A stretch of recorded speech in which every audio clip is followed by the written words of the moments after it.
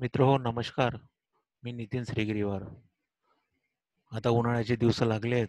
प्रत्येकांना हवी-हवीशी थंडी, जी आपण रेफ्रिजरेटरच्या माध्यमाने मिळवतो किंवा घरात किंवा ऑफिसमध्ये एअर कंडिशनरचा वापर करतो आणि अशा प्रकारे आपण थंड राहतो.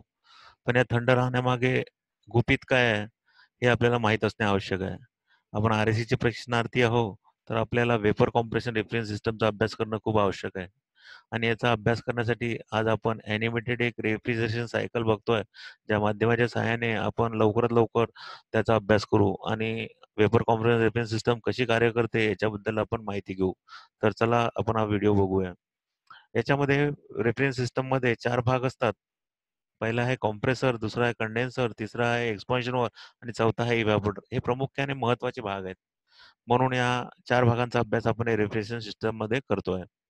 तर या कॉम्प्रेसरमध्ये आणि या रेफ्रिजरेशन सिस्टममध्ये एक कूलिंग मीडियम म्हणून रेफ्रिजरंट वापरतात. जो रेफ्रिजरंट पदार्थातील उष्णता शोषून घेतो व तो पदार्थ थंड करतो. तर नक्की सिस्टममध्ये होते काय ते आपण बघूया. तर कॉम्प्रेसरचं कार्य आहे लो प्रेशर सक्शन आणि हाय प्रेशर डिस्चार्ज. ज्यावेळेस कॉम्प्रेसर रेफ्रिजरंट कॉम्प्रेस करतो त्यावेळेस त्याचं प्रेशर पण जास्त असते. प्रेशर जास्त आहे म्हणजे नक्कीच त्याचं तापमान पण जास्त असते. जे आपण व्हिडिओमध्ये लाल एरोच्या सहाय्याने दाखवलं आहे. आता कॉम्प्रेसरनी इथे रेफ्रिजरंट डिस्चार्ज केला आहे. जो high pressure, high temperature discharge refrigerant हा कंडेन्सरकडे चालला आहे.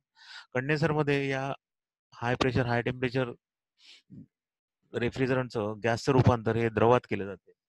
द्रवात होत असताना या ठिकाणी कंडेन्सरचं तापमान हे नक्कीच वातावरणीय तापमानापेक्षा जास्त असते. त्यामुळे तापमानाचा नियम आहे, की जास्त तापमानाकडून कमी तापमानाकडे त्याचं वहन होते. अशा प्रकारे कंडेन्सरमध्ये कंडेन्सेशनची प्रक्रिया पार पडते. म्हणजे म्हणायचं तात्पर्य गॅसचं रूपांतर द्रवात होते. तर high pressure, high temperature liquid refrigerant हा नंतर एक्सपान्शन वॉल्व्हकडे जातो. एक्सपान्शन वॉल्व्हचं कार्य आहे हाय प्रेशर रेफ्रिजरंटचं रूपांतर लो प्रेशर रेफ्रिजरंटमध्ये करणे. आणि हे लो प्रेशर झालेलं रेफ्रिजरंट निळ्या एरोने आपण या या व्हिडिओमध्ये दाखवलेलं आहे. आणि हा लो प्रेशर रेफ्रिजरंट हळू-हळू इव्हॅपोरेटरमध्ये जातो. ज्यावेळेस हा इव्हॅपोरेटरमध्ये जातो, त्यावेळेस इव्हॅपोरेटरमधील रेफ्रिजरंट असा बॉईल व्हायला सुरुवात होतो. यावेळेस रेफ्रिजरंटची अवस्था ही लिक्विड असते आणि तापमान पण खूप कमी असते.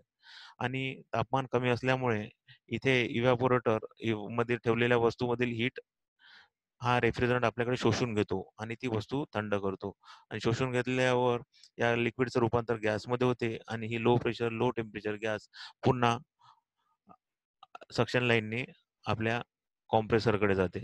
अशा प्रकारे ही प्रक्रिया वारंवार होत असते. म्हणून या रेफ्रिजरेशन सिस्टमला वेपर कॉम्प्रेशन रेफ्रिजरेशन सिस्टम असे म्हणतात. धन्यवाद.